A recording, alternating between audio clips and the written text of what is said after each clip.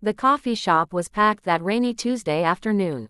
Every table claimed by students, hunched over laptops or business, people lost in their phones. Mark sat alone at a table for four.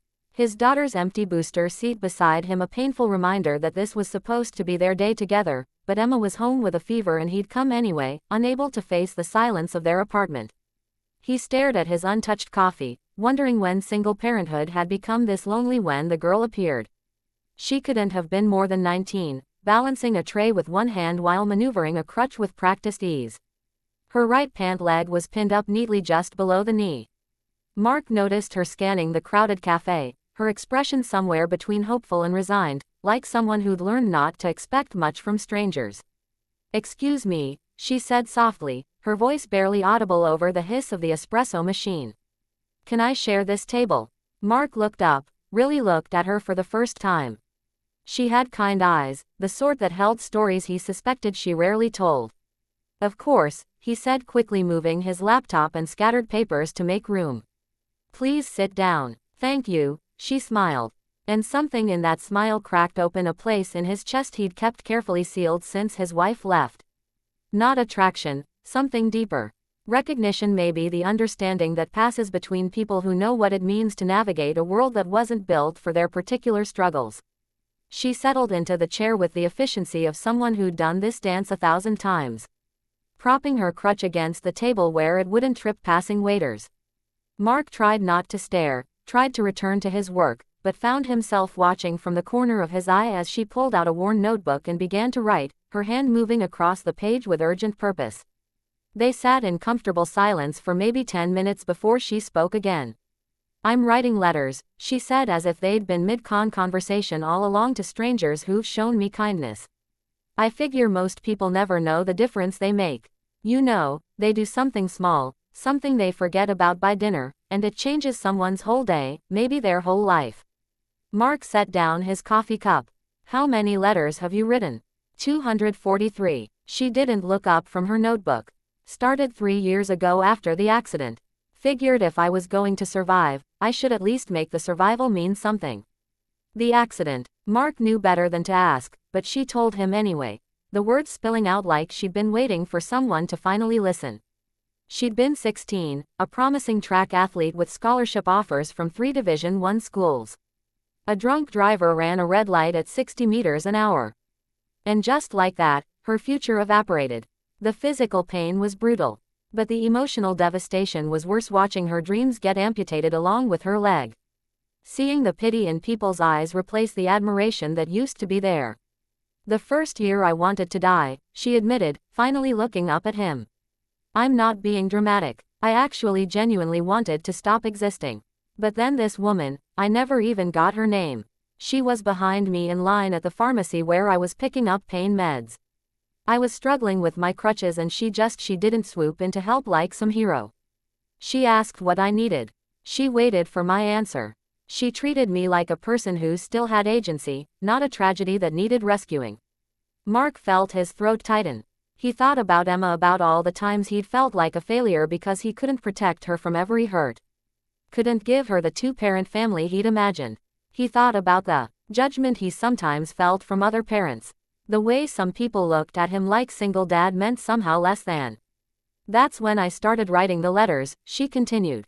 "Because that woman, that small moment of dignity she gave me, it reminded me I was still human, still whole, even if I wasn't intact. And I thought, if kindness can do that, if it can pull someone back from the edge, then maybe we all need to know about the kindness we've given. Maybe we need to understand our own power." "Have you sent them?" Mark asked. "The letters?" She shook her head. "Most of them are to people whose names I never learned. Random acts by people who will never know. I noticed, but I keep them anyway. They remind me that goodness exists, even when the world feels heavy." Mark felt something shift inside him, like tectonic plates rearranging after years of pressure. He thought about all the moments he'd dismissed as insignificant, holding the door for someone, letting a frazzled parent go ahead of him in line, smiling at the elderly man who always sat alone at the park. "Can I tell you something?" he said. "I came here today because I felt like the worst father alive. My daughter's homesick and I couldn't handle it. Couldn't handle seeing her suffer and not being able to fix it. I thought coming here made me selfish, weak. The girl studied him with those knowing eyes. Or maybe you came here because even parents are human. Because you can't pour from an empty cup. Because taking a moment to breathe isn't weakness. It's survival. They talked for 2 hours after that. Two strangers who somehow weren't strangers at all. She told him about her new dream, becoming a physical therapist, helping other amputees navigate their new realities. He told her about Emma, about the guilt that haunted him, about feeling like he was always falling short of some impossible standard. When they finally stood to leave, the rain had stopped and late afternoon sun streamed through the cafe windows, painting everything gold. I never asked your name, Mark said. Sarah, she replied. And your mark, I saw it on your credit card when you moved your wallet. He laughed. The first genuine laugh in weeks. Very observant. I've learned to pay attention, Sarah said. You miss a lot when you're only looking at your own feet.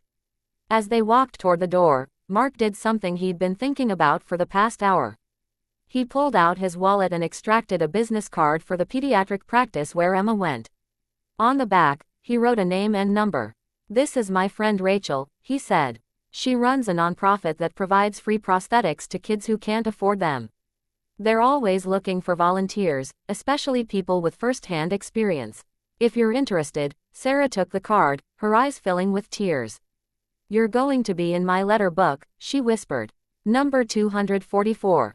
Mark shook his head. You already changed my day, Sarah. We're even. But they weren't even. And he knew it because as he walked back to his car, Mark felt lighter than he had in months. He felt seen. He felt human. And he understood finally what Sarah had been trying to tell him. That kindness isn't about grand gestures or perfect moments.